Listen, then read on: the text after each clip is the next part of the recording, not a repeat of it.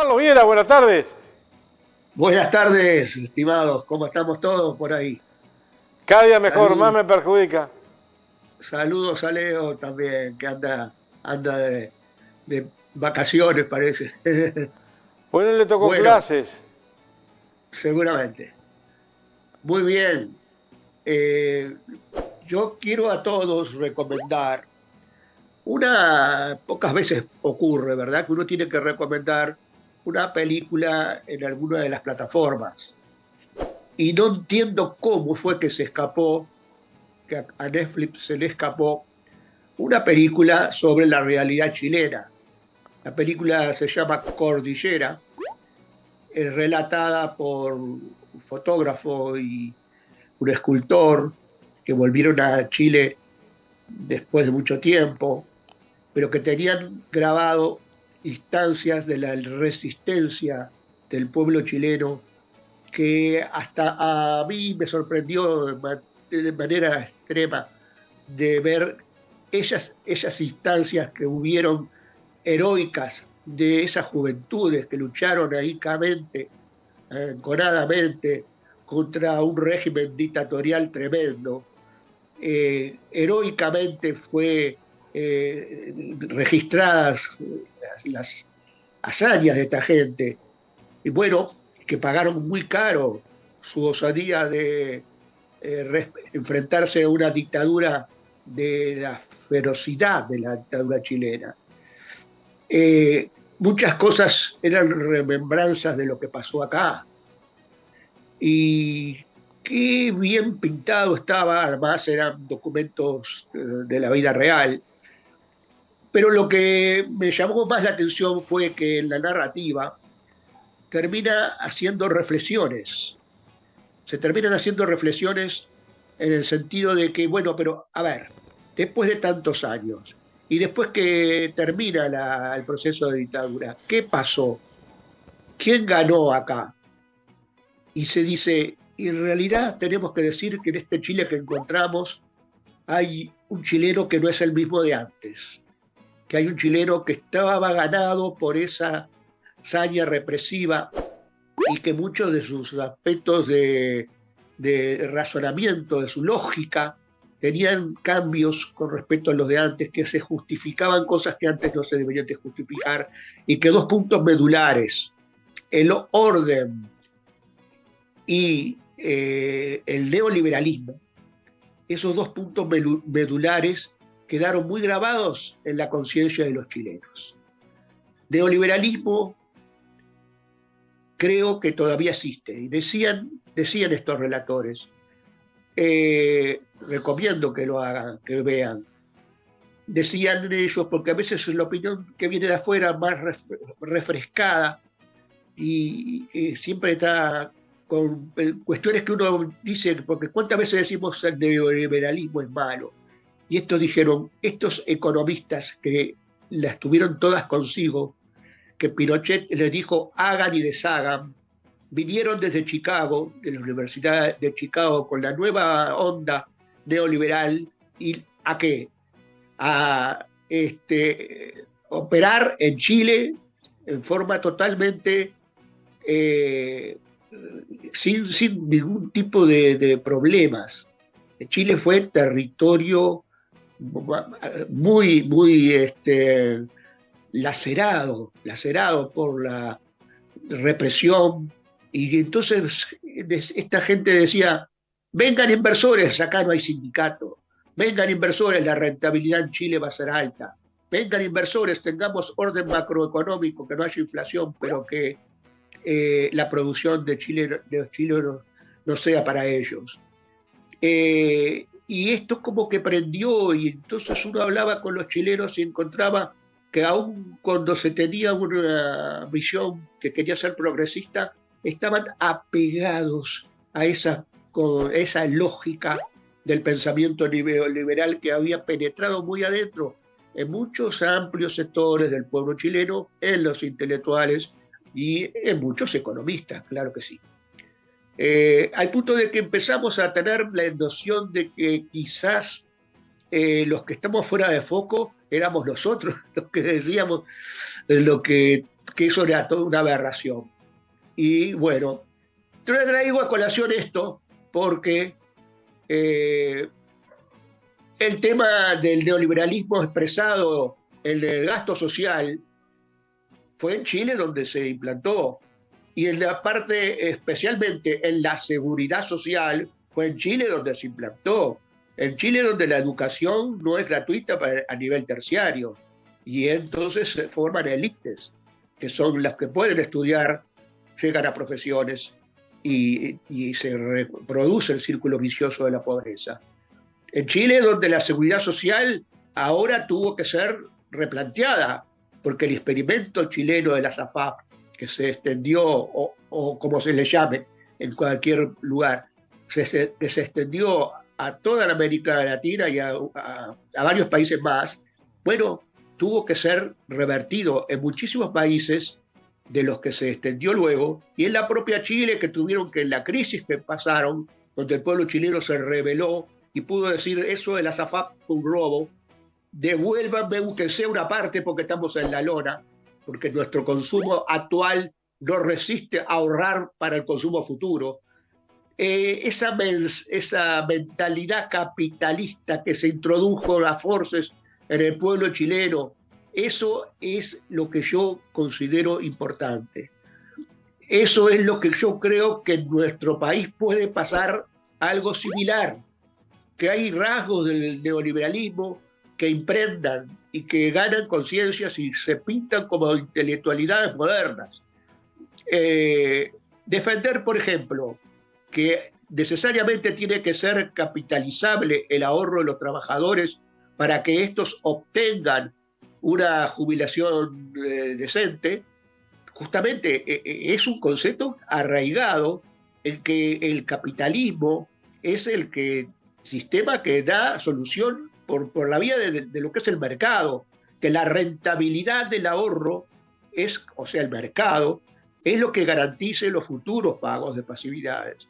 Esto no fue así históricamente. El sistema de reparto significaba la solidaridad entre trabajadores de un momento con respecto a los trabajadores de otro momento del tiempo. Quiere decir que los que estaban trabajando ahora estaban aportando para abastecer a las jubilaciones de los que ya habían trabajado y habían aportado. Ese contenido de solidaridad, bueno, puede tener vaivenes, la economía puede ir más allá o más acá, y entonces esos ahorros pueden ser mayores o menores, pero ahí está el Estado con su aporte especial, con su aporte que tiene que ser siempre complementario del aporte de los trabajadores. No solo con el aporte de los trabajadores tiene que solventarse la jubilación futura de los trabajadores, no solo con ese ahorro, sino también con el aporte de los patrones y con el aporte del Estado. Sino cuánto tendría que ser el sueldo de los trabajadores para que de ese sueldo se ahorrase tal una parte para justificar las posibles jubilaciones a determinada edad. Muy difícil. Ese cálculo, que es un cálculo aritmético, no resiste nada. Sin aportación estatal, el sistema de seguridad social, no acá en Uruguay, en el mundo entero, donde el sistema de reparto que funcionó grandemente en muchas partes, ese sistema no se podría aplicar. Y entonces yo digo, lo que está en juego acá es bajar el gasto público, porque que el Estado no aporte, el aporte cada vez menos. No se plantea un sistema de seguridad social que tenga otras prestaciones aparte de las jubilatorias, que sí las tiene y que tiene que financiarse con algo. No se plantea nada de eso, se plantea solamente una equivalencia entre lo que aportaste tú y lo que vas a recibir tú. Es decir, fuera de todo elemento de generosidad, de solidaridad, de que le aporta más. ¿Dónde está nuestra consigna de que aporta más tiene que ser quien gana más, tiene que ser el que más aporta? ¿Dónde está? Eso la heredamos de Tabaré Vázquez.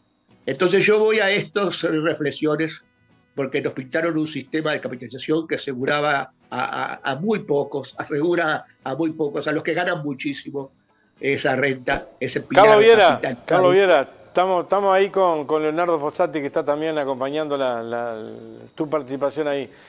En el año 90 y pico hubo una reforma y se impulsaron las AFAP. ¿Se puede tomar como ejemplo eso?